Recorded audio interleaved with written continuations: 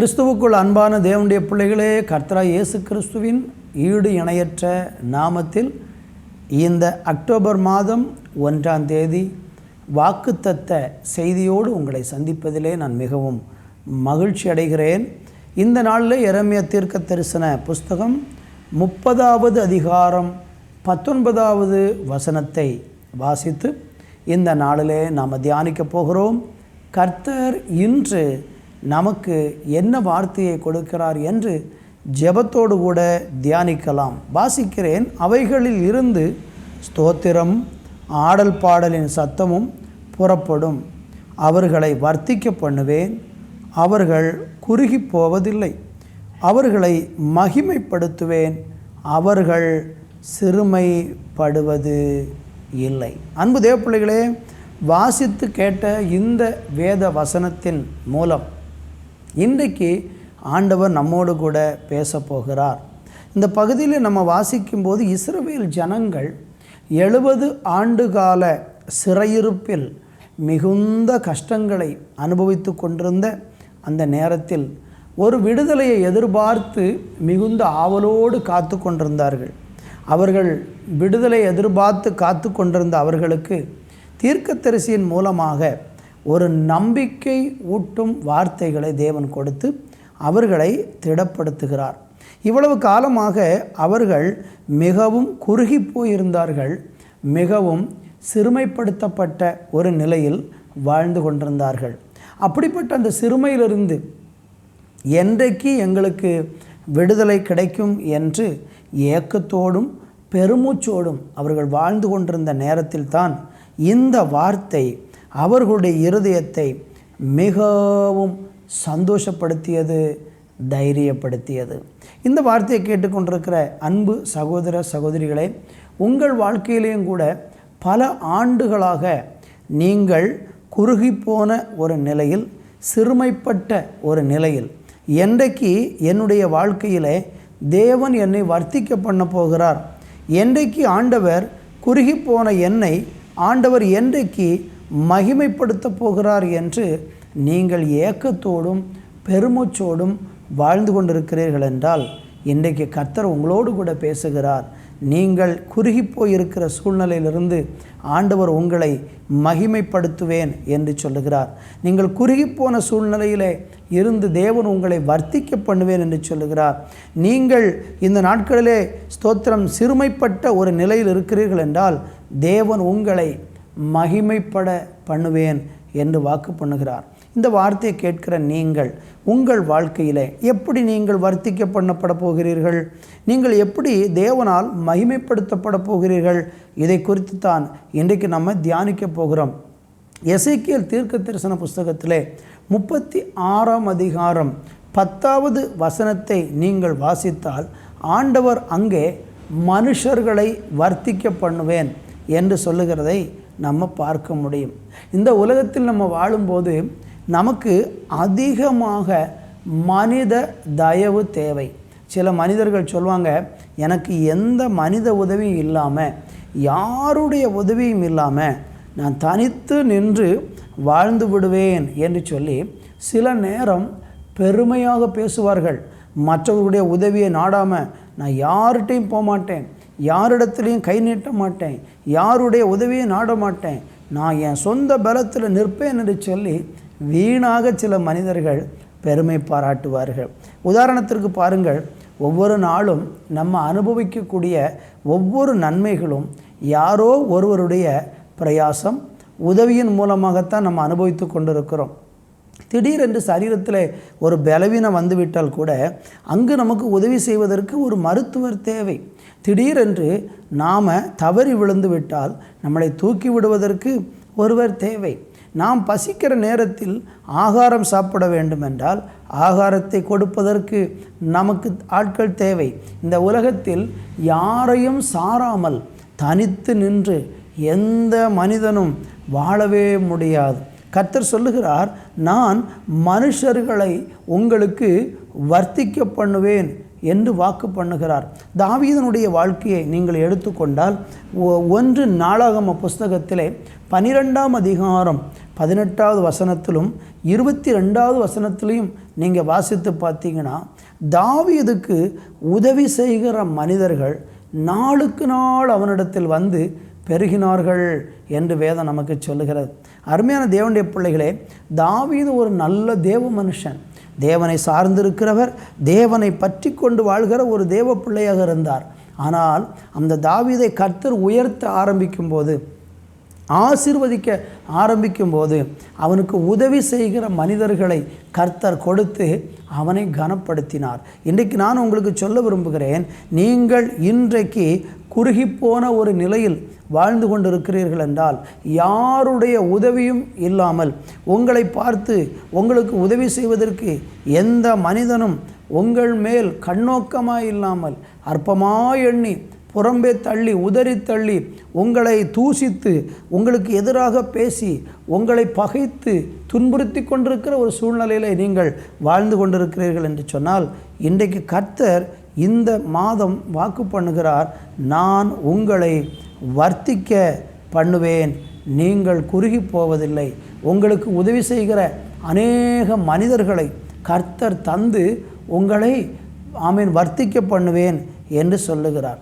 ஆதரவான மனிதர்கள், உதவி செய்கிற மனிதர்கள், தோள் கொடுக்கிற மனிதர்கள். வேத புஸ்தகத்தில் நீங்கள் படித்து பார்த்தால், தேவனுக்காக வாழ்ந்த மனிதர்களுக்கெல்லாம் தேவன் அவர்களை வழிநடத்துகிற பாதையில் அநேக மனிதர்களுடைய ஒத்தாசையை அவர்களுக்கு அனுப்பியிருக்கிறதை பார்க்க முடியும்.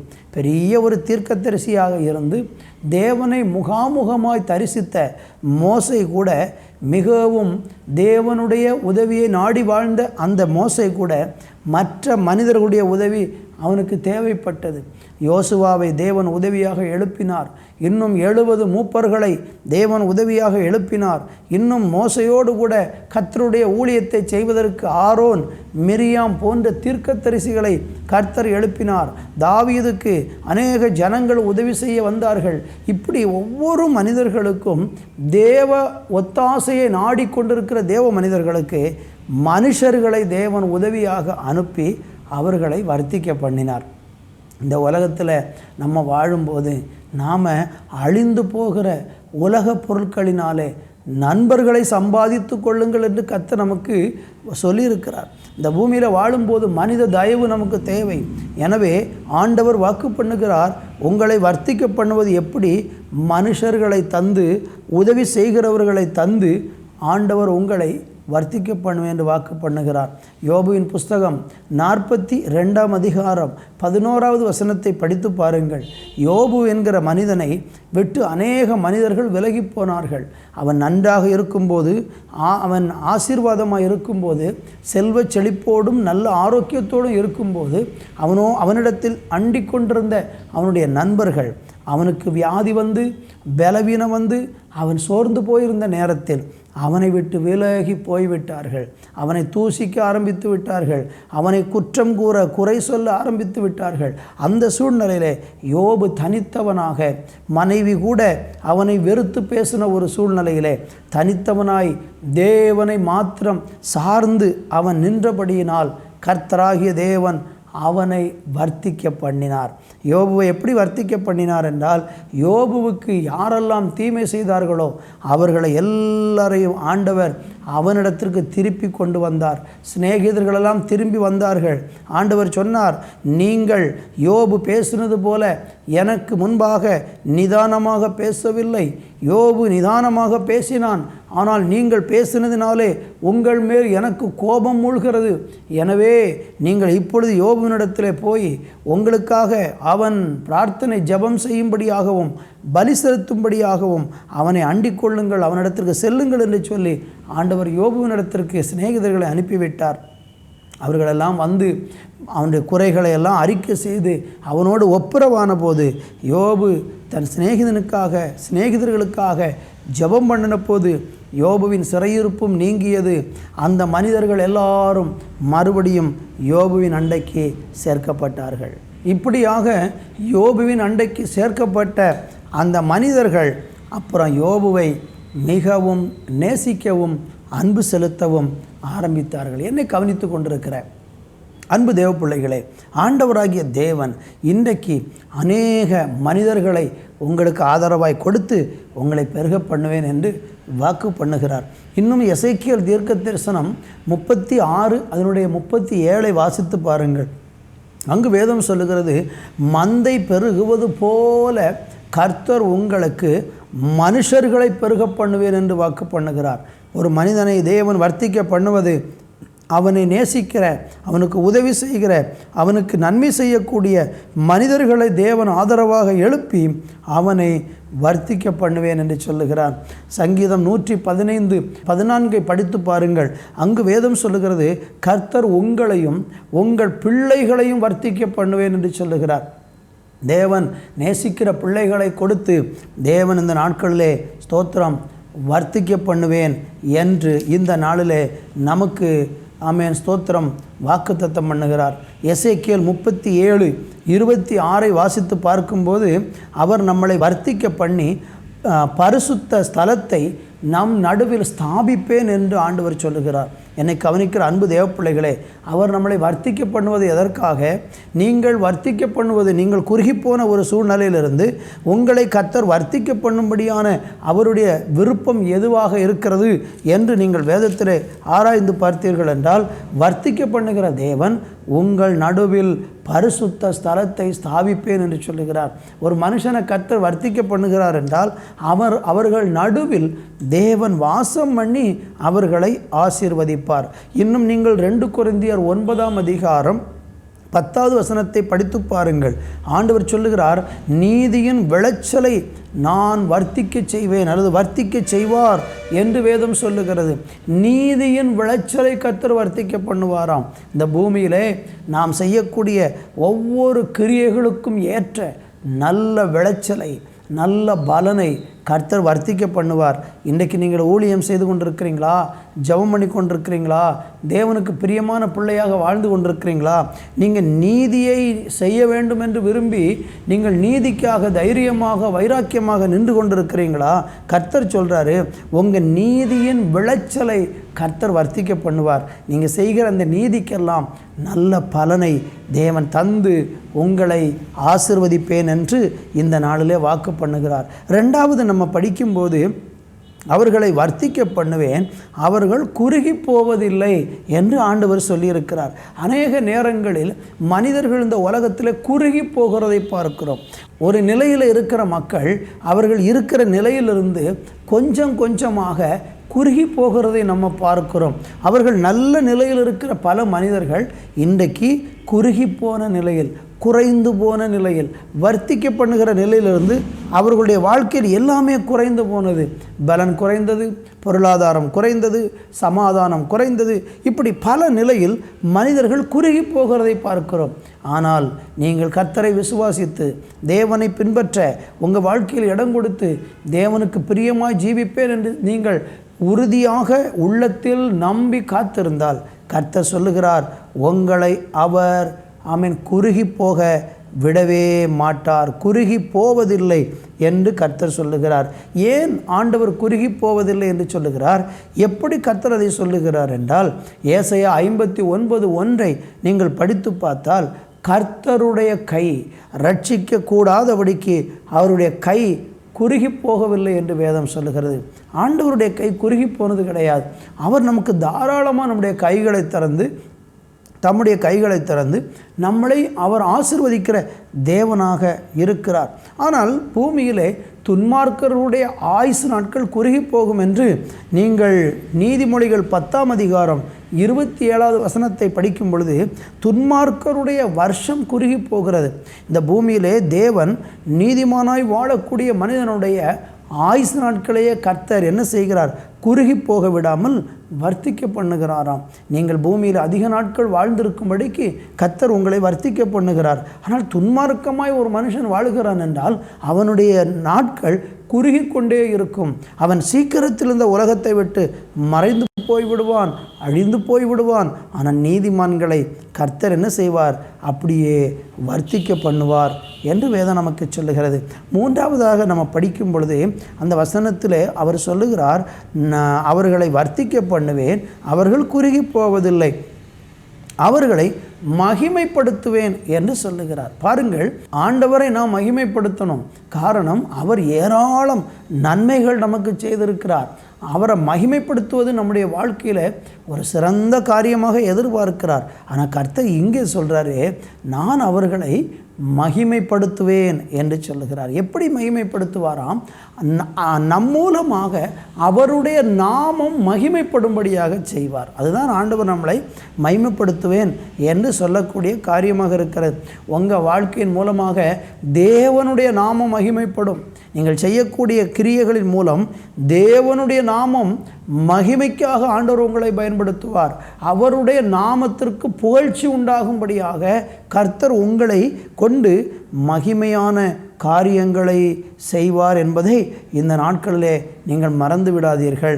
கலாத்தியர்கள் நிறுவ 1ஆம் அதிகாரம் 24வது வசனத்தை வாசித்து பார்க்கும்போது ஆண்டவருடைய வசனம் சொல்லுகிறது, என்னை பற்றி தேவனை மகிமைப்படுத்தினார்கள் என்று அங்கே நம்ம படிக்கிறோம். பவுல் அப்போஸ்தலன் சொல்கிறாரு, என்னை பற்றி தேவனை ஜனங்கள் மகிமைப்படுத்தினார்களாம். உங்களை நினைக்கும் போது ஜனங்கள் தேவனை மகிமைப்படுத்துகிற விதத்தில் ஆண்டவர் இந்த நாட்களிலே மகிமைப்படுத்துவேன் என்று வாக்கு பண்ணுகிறார். உங்களை நினச்சா மற்றவங்க தேவனை துதிக்கிறாங்களா? உங்களை நினைக்கும் போது ஆண்டவரை ஸ்தோத்திரம் பண்ணுறாங்களா? அல்லது உங்களை நினைக்கும் பொழுது மனிதர்களுடைய இருதயத்தில் கோபம் எழும்புகிறதா, எரிச்சல் உண்டாகிறதா? அப்படியாக நீங்கள் மற்றவர்களுடைய வாழ்க்கையில் மிகவும் வருத்தத்துக்கும் வேதனைக்கும் காரணமாக நீங்கள் வாழ்ந்து கொண்டிருக்கிறீங்களா? இன்றைக்கி கர்த்தர் உங்களுக்கு சொல்கிறாரு, உங்களை அந்த சூழ்நிலையிலிருந்து நான் மாற்றுவேங்கிறாரு. நீங்கள் கர்த்தருக்கு உங்கள் வாழ்க்கையை ஒப்பு கொடுத்து பாருங்கள். நிச்சயமாக உங்கள் மூலம் தேவன் என்ன செய்வார்? மகிமைப்படுத்துவேன் என்று சொல்லுவதை நம்ம பார்க்க முடிகிறது. கடைசியாக அந்த வசனத்தில் என்ன சொல்லப்பட்டிருக்கிறது என்றால், அவர்கள் சிறுமைப்படுவதில்லை என்று சொல்லப்பட்டிருக்கிறது. இன்றைக்கி நிறைய நேரங்களில் நம்ம சிறுமை அனுபவித்து கொண்டிருக்கிறோம். பல மனிதர்கள் மூலமாக சிறுமை அனுபவிக்கிறோம். பல இடங்களில் நாம் சிறுமை அனுபவித்து கொண்டிருக்கிறோம். பாருங்கள், உங்களை எத்தனையோ பேர் இந்த நாட்களில் சிறுமைப்படுத்தின ஒரு சூழ்நிலையில் இன்றைக்கி உங்களை தள்ளியிருக்கலாம். ஆதியாகம புஸ்தகம் 41ஆம் அதிகாரம் 52வது வசனத்தை படிக்கும்போது, சிறுமைப்பட்ட தேசத்தில் கர்த்தர் என்னை பெருக பண்ணினார் என்று சொல்லி யோசேப்பு தனக்கு பிறந்த 2வது மகனுக்கு எப்ராயிம் என்று பெயர் சூட்டுவதை பார்க்கிறோம். என்னை கவனித்து கொண்டிருக்கிற அன்பு தேவனுடைய பிள்ளைகளே, இந்த நாட்களில் கர்த்தர் சொல்லுகிறார், சிறுமைப்பட்ட தேசத்தில் உங்களை அவர் இந்த நாட்களிலே ஸ்தோத்திரம் பெருக பண்ணுவேன் என்று இந்த நாட்களில் வாக்கு பண்ணுகிறார். நீங்கள் இந்த நாளில் சிறுமைப்படுத்தப்பட்ட நிலையில் இருக்கிறீங்களா? அநேகர் உங்களை சிறுமைப்படுத்தி, வருத்தப்படுத்தி, வேதனைப்படுத்தி, எப்படி யோசேப்பு அந்நிய தேசத்தில் சிறுமைப்படுத்தப்பட்ட ஒரு நிலையில் சகோதரர்களால் புறக்கணிக்கப்பட்டு தள்ளப்பட்ட நிலையில் இருந்தானோ, அந்த தேசத்தில் ஆண்டவர் அவனை சிறுமையை நீக்கி அவனை ஆசீர்வதித்தார். கர்த்தருக்கு ஸ்தோத்திரம். சங்கீதம் 90ஆம் சங்கீதம் 15வது வசனத்தையும் நீங்கள் படித்து பாருங்கள். சிறுமைப்படுத்தின நாட்களுக்கு ஆண்டவர் மகிழ்ச்சியை தருவாராம். துன்பத்தை கண்ட வருஷங்களுக்கு சரியாக மகிழ்ச்சியை கர்த்தர் தருவேன் என்று சங்கீதம் 90:15 சொல்லியிருக்கிறபடி இந்த நாட்களில் கர்த்தர் உங்களுக்கு இந்த வார்த்தையை தந்து உங்களை ஆசீர்வதிக்கிறார். எனவே நான் உங்களுக்காய் ஜெபிக்க விரும்புகிறேன். உங்கள் வாழ்க்கையில் இன்றைக்கு நீங்கள் சிறுமைப்படுத்தப்பட்ட ஒரு நிலையில், இன்றைக்கு நீங்கள் குறுகி போன ஒரு நிலையில் இன்றைக்கு வாழ்ந்து கொண்டிருக்கிறீங்கன்னா, கர்த்தர் உங்களுக்கு வாக்கு பண்ணுறாரு, உங்களை வர்த்திக்க பண்ணுவேன், உங்களை மகிமைப்படுத்துவேன் என்று சொல்லுகிறார். இதை ஆண்டவரிடத்திலிருந்து நம்ம பெற்றுக்கொள்ள வேண்டும் என்றால் நம்முடைய வாழ்க்கை தாவீதின் வாழ்க்கை போல நம்முடைய வாழ்க்கை தேவனுக்காக ஒப்பு கொடுக்கப்பட வேண்டியது அவசியமாக இருக்கிறது. யோசேப்பை போல ஆண்டவருக்காக வாழக்கூடிய ஒரு வைராக்கியம் இந்த நாட்களில் நமக்கு தேவைப்படுகிறது. அப்படிப்பட்ட ஒரு வைராக்கியத்தோடு இயேசுவுக்காக வாழ இன்றைக்கு நம்ம தீர்மானித்தால் கர்த்தர் சொன்ன வார்த்தை உங்கள் வாழ்க்கையில் நிறைவேறும். நான் உங்களுக்கு ஜெபிக்க விரும்புகிறேன். என்னோடு கூட சேர்ந்து இந்த மாதத்தின் ஆசீர்வாதத்திற்காக இந்த மாதம் ஒரு பெருக்கத்தை எதிர்பாருங்கள், ஒரு வர்த்திக்க பண்ணுகிற ஒரு நிலையை நீங்கள் எதிர்பாருங்கள். இந்த மாதத்தில் உங்களுடைய சிறுமை நீங்கும் என்று நீங்கள் நம்புங்கள். இந்த மாதம் நீங்கள் குறுகி போன சூழ்நிலையிலிருந்து கர்த்தர் உங்களை விசாலத்துக்கு கொண்டு வருவார் என்று நம்பிக்கையோடு கூட இந்த வார்த்தையை அறிக்கை செய்யுங்கள். கர்த்தர் உங்களை ஆசீர்வதிப்பாராக நான் ஜெபிக்கிறேன். நல்ல தகப்பனே, இந்த நாளுக்காக உமக்கு ஸ்தோத்திரம். இந்த 1ஆம் தேதி இந்த வாக்குத்தத்த செய்தியை உடைய பிள்ளைகளோடு பகிர்ந்து கொள்ள கர்த்தர் கொடுத்த நல்ல கிருபைக்காக நன்றி. இந்த வார்த்தையை கேட்கிற ஒவ்வொருவருடைய வாழ்க்கையிலையும் ஆண்டவரை சிறுமைப்படுத்தப்பட்ட நிலையில், ஆண்டவரை குறுகி போன நிலையில் உடைய பிள்ளைகள் வர்த்திக்க பண்ணவும் அவர்களை நீர் மகிமைப்படுத்தும்படியாகவும் ஆமேன் ஜெபிக்கிறேனப்பா. யாரெல்லாம் குறுகி போய் ஆண்டவரே ஸ்தோத்திரம் சிறுமைப்படுத்தப்பட்டு கண்ணீரிலும் வேதனையிலும் வாழ்ந்து கொண்டிருக்கிறார்களோ அவர்களுக்கு இந்த மாதம் அப்பா மகிமைப்படுகிற ஒரு மாதமாக, வர்த்திக்க பண்ணுகிற ஒரு மாதமாக என் தேவன் மாற்றி உம்முடைய பிள்ளைகளை ஆசீர்வதித்தருளும். இயேசு கிறிஸ்துவின் நாமத்தில் ஜெபிக்கிறோம் எங்கள் நல்ல பிதாவே. ஆமேன், ஆமேன்.